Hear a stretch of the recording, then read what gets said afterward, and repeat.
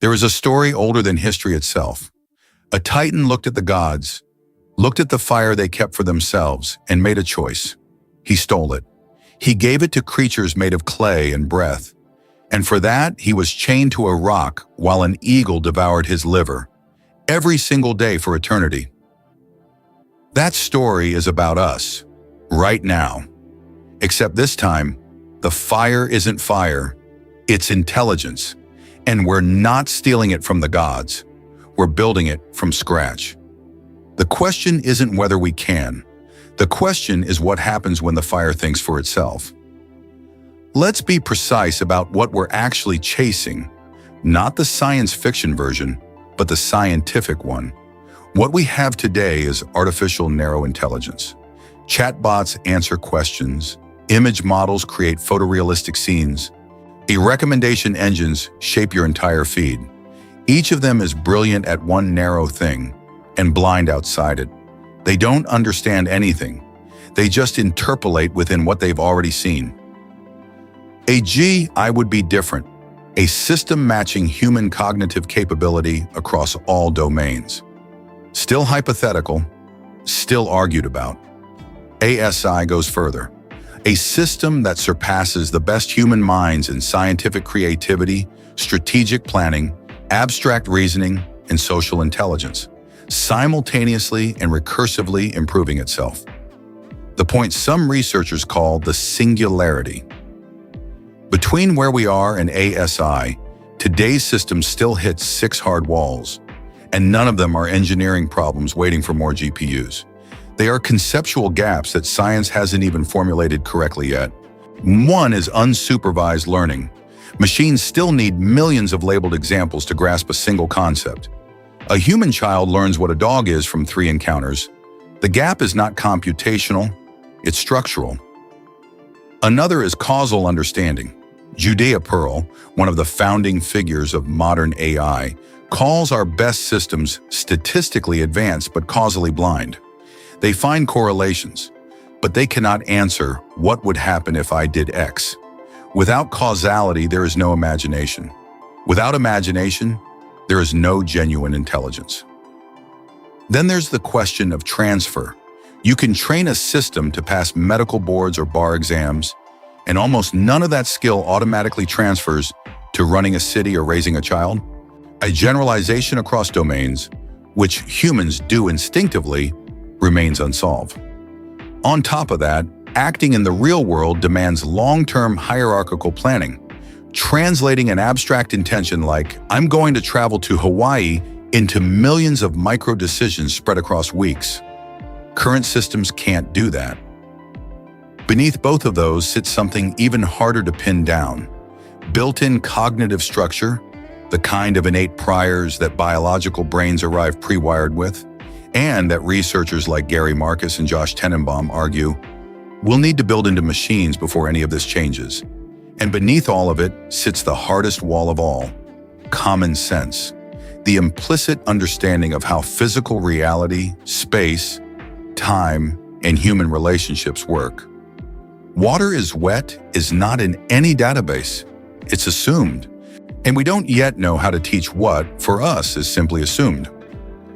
We do have sketches of a path, from causal inference to neurosymbolic hybrids, but no agreed-upon roadmap for turning those sketches into an actual superintelligence. And the costs, even before we solve them, are staggering. Training GPT-2 cost roughly $50,000. GPT-4 cost over $100 million. Global AI investment in 2024 reached $200 billion. Some researchers estimate that, at the extreme, the infrastructure for ASI could demand budgets comparable to entire national militaries. The environmental cost is not metaphorical. Nick Bostrom warns of what he calls infrastructure proliferation. An ASI focused on expanding its intelligence might rationally decide to cover Earth's surface with solar panels, nuclear reactors, and cooling towers. Not out of malice, out of optimization. Which brings us to the alignment problem. The deepest challenge ASI poses: the risk is not a machine that wants to destroy us. The risk is a machine that is extraordinarily competent at achieving a goal we define badly. Bostrom's thought experiment: program an ASI to maximize paperclip production. It converts every available resource into paperclips, including us.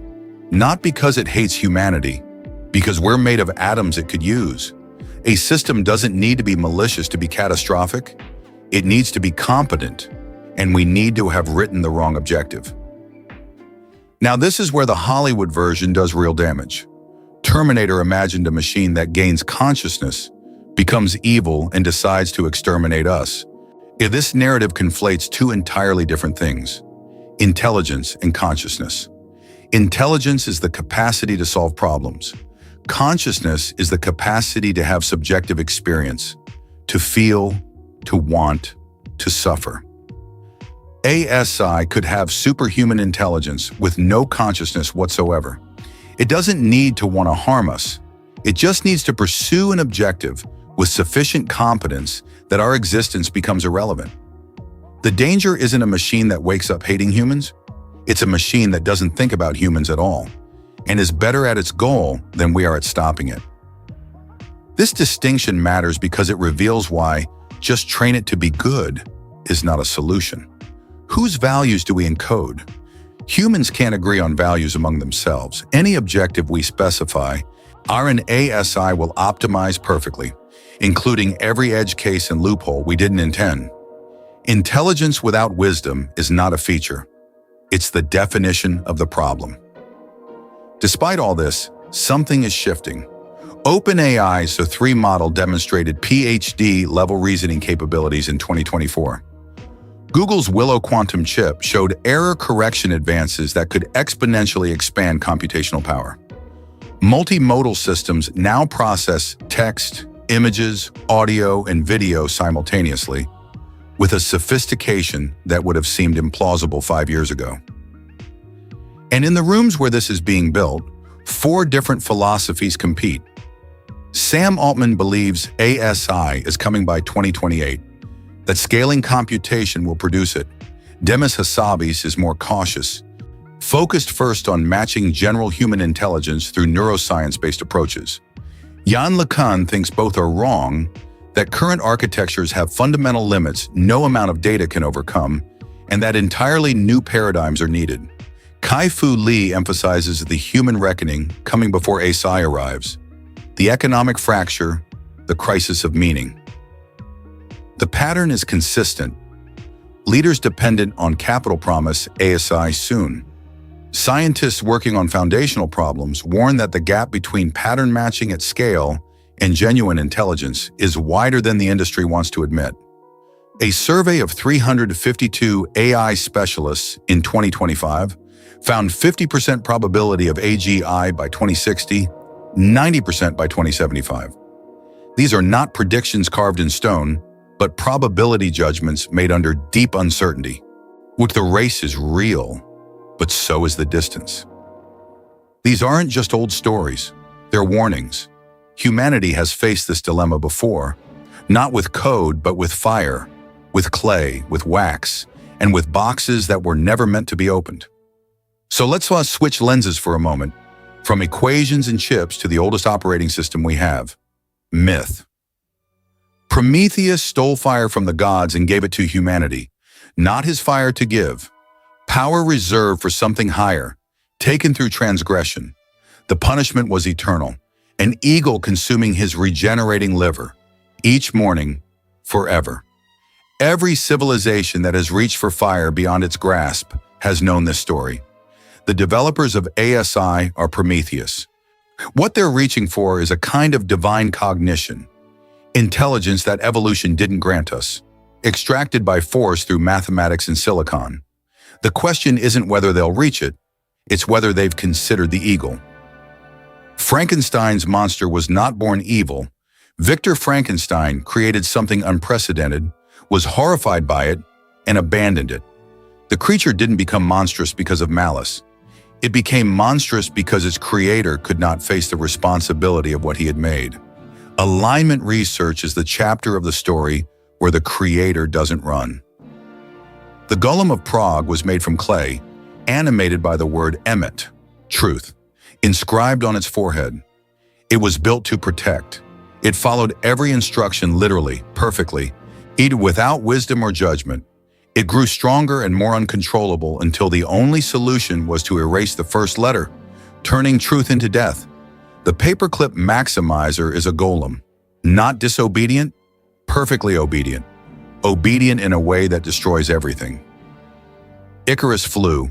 He was warned, not too high, not too low. He felt the freedom of altitude and forgot the warning. The sun melted his wings.